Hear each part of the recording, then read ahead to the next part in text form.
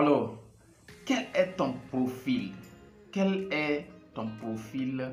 Avant de te lancer dans la crypto-monnaie, il faut savoir bien choisir ton profil. Quel est le profil qui te convient? C'est une des erreurs que les gens font dans le domaine de la crypto-monnaie. En se lançant dans la crypto-monnaie, c'est une des erreurs que les gens commettent et qui coûte cher par la suite de leur investissement. Donc, avant de te lancer dans la crypto-monnaie, voilà deux options que tu dois savoir bien choisir. Alors, salut à tout le monde, salut à tous ceux qui viennent de me découvrir, salut à tous ceux qui aiment vraiment gagner de l'argent sur Internet, à tous les fans de la crypto-monnaie, à tous les entrepreneurs, à ceux qui aiment vraiment ajouter un plus à l'humanité. Donc, moi, c'est Silaman Kabouré, crypto-trader et formateur investisseur. Aujourd'hui, j'ai décidé de vous faire la différence entre un trader et un investisseur.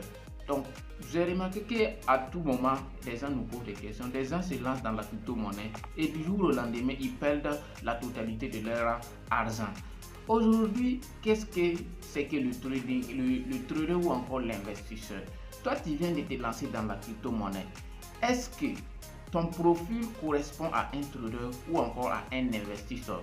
Je prends par exemple un exemple, quelqu'un qui est par exemple un commerçant qui n'a pas le temps et qui se lance. On a parlé de la crypto-monnaie, il veut se lancer en crypto-monnaie. On dit que la crypto-monnaie ça donne de l'argent, voilà, tu peux gagner de l'argent. Oui, la crypto-monnaie ça donne énormément d'argent, mais il faut savoir réellement ce que tu es en train de faire. Il faut savoir choisir bien tes investissements, faire bien tes investissements, parce que n'importe quel domaine, peu importe l'argent qu'il donne, si tu es mal rentré, tu vas mal sortir. Certes, on ne peut pas éviter une perte. Peu importe dans n'importe quel investissement, il y a des gens qui vont perdre, il y a des gens qui vont gagner. Donc, notre objectif, c'est toujours vous guider à faire mieux, à être plus rentable dans ce que vous faites, surtout dans le domaine de la crypto-monnaie. Alors, je te fais la différence. Aujourd'hui, qu'est-ce qu'un trader? Le trader ici, lui, il est beaucoup plus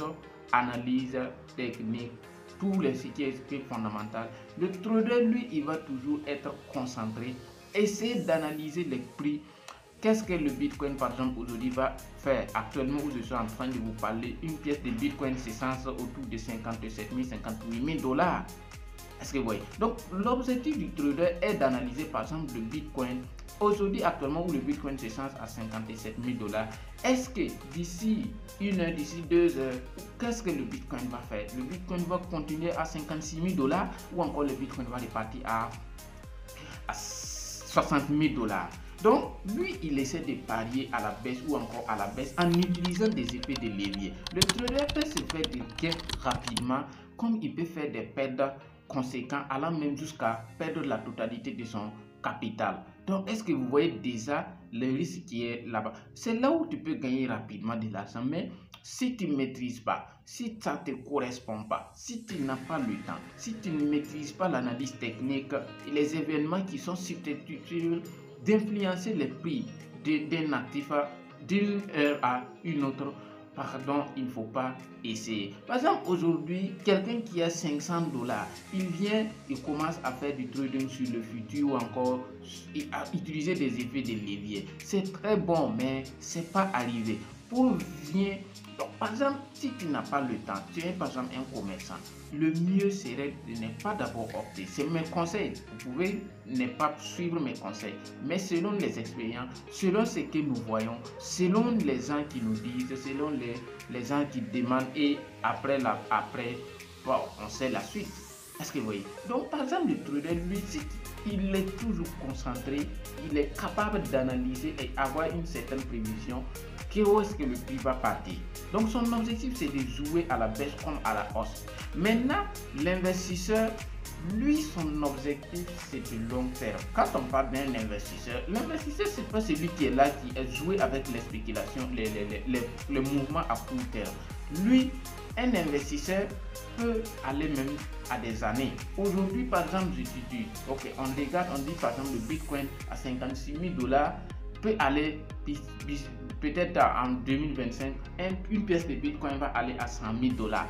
Donc l'investisseur, lui, il va essayer de voir, ok, aujourd'hui je vais par exemple acheter une pièce de Bitcoin ou encore je vais miser 20 000 dollars, c'est-à-dire 0, quelque chose de pièces de Bitcoin, supposant que d'ici 2025, le Bitcoin va aller monter. Donc lui, il essaie d'étudier le fondement. Quel est l'avenir de ce projet? Le projet auquel il est en train d'investir, est-ce que d'ici 1 à 2 ans, est-ce que ce projet peut lui rapporter de l'argent?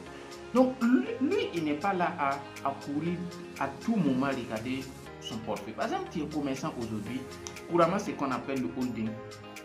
Tu n'as pas assez beaucoup d'argent, même si c'est 10 000 par jour, par semaine, tu peux décider d'investir un peu, et tu vas voir que dans les années à venir, tu peux gagner de l'argent. Mais l'erreur que les gens font souvent, toi tu as 50 $ et puis tu veux tout mettre, tu veux prendre tous les risques. Si ça marche, tant mieux, tu vas gagner de l'argent.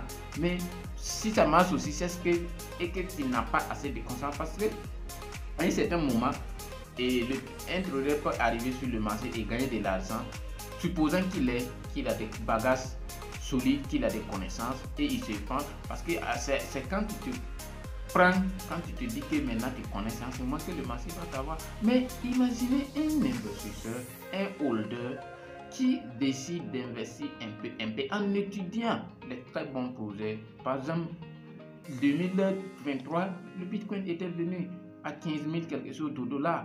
Pratiquement, il y avait de très bons projets qui étaient à de très bons niveaux. Voilà l'investisseur. Lui, il va essayer d'étudier les très bons projets et puis investir. C'est comme quelqu'un qui achète de l'action d'une entreprise. Donc, quand tu achètes des actions d'une entreprise, tu ne vas pas être là à regarder demain après demain. Donc, tu vas étudier le fondement.